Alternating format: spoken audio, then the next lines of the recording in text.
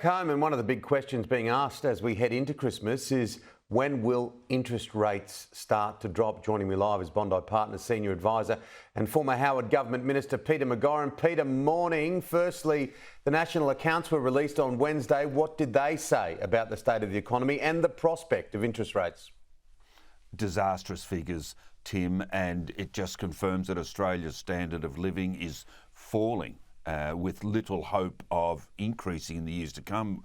There's no action on productivity or on taxation reform, on reduction of business regulation, and so on. So I'm afraid we're now paying the price for inactivity on basic economic reform. And if it weren't for government spending, that tepid growth rate would be even lower. Government spending on schools, defence, social security and so on is the only reason we have any growth rate and have not fallen into recession.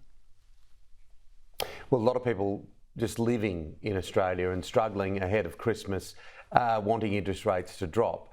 The individual in the country that probably wants them to drop the most is the Prime Minister, because it is so linked to political success.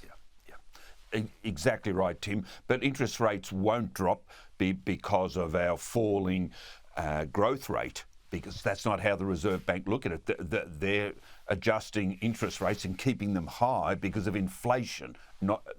In an ideal world, they would reduce interest rates to help spur business investment, but they're not going to do it whilst inflation still remains as high as it does. So there's no relief for the government coming on interest rate. You can say with certainty, Tim, there is no interest rate cut before the next election, and that causes political problems for the Prime Minister, particularly about timing of the election.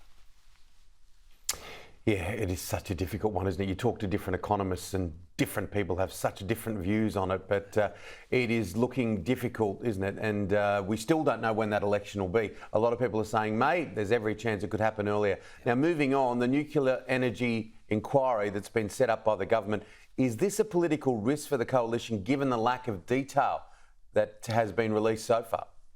I think it's more of a political risk for the government, Tim, because the industry, resource companies, engineering associations, the nuclear advocates, they are going to present information to the parliamentary inquiry. They've been waiting a long time for a forum of this kind.